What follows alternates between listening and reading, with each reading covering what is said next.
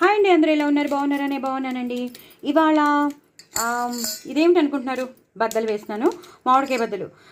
మనం ముక్కలు పచ్చడి చేసుకుంటాం, ఆవకాయ చేసుకుంటాం, మాకాయ చేసుకుంటాం, రకరకాలుగా తురుముడు పచ్చడి చేసుకుంటాం, రకరకాలుగా చేసుకుంటాం. కానీ ఇవాళ మాత్రం నేను మీ అందరి కోసం మామిడికాయ బద్దలు తీసుకొచ్చాను. మామిడికాయ బద్దలు చాలా చాలా చాలా చాలా టేస్టీగా ఉంటాయి. చాలా ఈజీ కూడా, చేసేసుకుంటే ఎంతో ఈజీగా ఉంటుంది. బట్ టేస్ట్ మాత్రం అదిరిపోతుందండి. చక్కగా బాగా తుడిచేసి పెట్టుకోవాలి. మన మామిడికాయని బాగా తుడిచిపెట్టేసుకోవాలి. తుడిచిపెట్టేసుకుని ఇలా ఈ పైన తొక్కుతోనే మనం ఇలా కట్ చేసుకోవాలి చిన్న చిన్న ముక్కలుగా. నేను ఫస్ట్ నూనె కూడా వేసి పెట్టుకున్నానండి. గిన్నెలో నూనె వేసేసుకుని చక్కగా బాగా తుడుచుకున్న మామిడికాయ ముక్కలు వేసేసాను. ఇప్పుడు ఇలా తొక్కతోనే ఉండాలండి, తొక్క తీసింది కాదు, తొక్కతోనే ఉండాలి. ఇప్పుడు నాకు తగినంత ఉప్పు వేసుకుంటాను. తప్పకుండా పడుతుంది, పచ్చడి కాబట్టి తప్పకుండా పడుతుంది. పచ్చడి అంటే పచ్చడి కాదు, ముక్కలు కాబట్టి, మామిడికాయ ముక్కలు కాబట్టి. సో అలాగే నేను ఆవాలు, మెంతులు, ఎండుమిరపకాయల పొడి అది కూడా వేసుకుంటానండి. ఇది ఒక 1/2 స్పూన్ ప్లస్ ఇంకొక 1/2 స్పూన్ వేసుకుంటాను.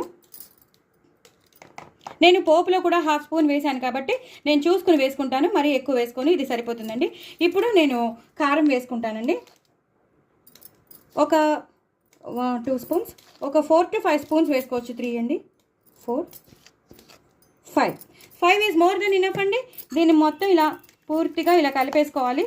నేను ఆల్రెడీ పోపు వేయించి పెట్టేసుకున్నాను, అది చల్లారితే వేసేయచ్చని. సో పోపు కూడా వేయించి పెట్టేసుకున్నాను కాబట్టి నేను నూనెలో చక్కగా ఈ ఉప్పు, కారం, ఆవాలు, మెంతుల పొడి అన్నీ వేసేసి ఇప్పుడు చూడండి నేను వేసేస్తాను. అలా ఆ పోపులు కానీ, కరివేపాకులు కానీ, వెల్లుల్లిపాయలు కానీ ఏం వేయకూడదండి దీంట్లో. ఇలా చక్కగా వేయించి పెట్టుకున్న ఇంకో పోపు వేసుకున్నాను. ఇంకో పోపు మాత్రం అస్సలు మీరు కాంప్రమైజ్ అవ్వద్దు. ఇంకో పోపు ఎక్కువ వేసుకుని ఆవాల మెంతుల పొడి కూడా నేను ఒక్క చిన్న 1/2 స్పూన్ వేసేసి ఇలా కలిపేస్తాను అనమాట. చూడండి ఎంత టేస్టీగా ఉంటుందో.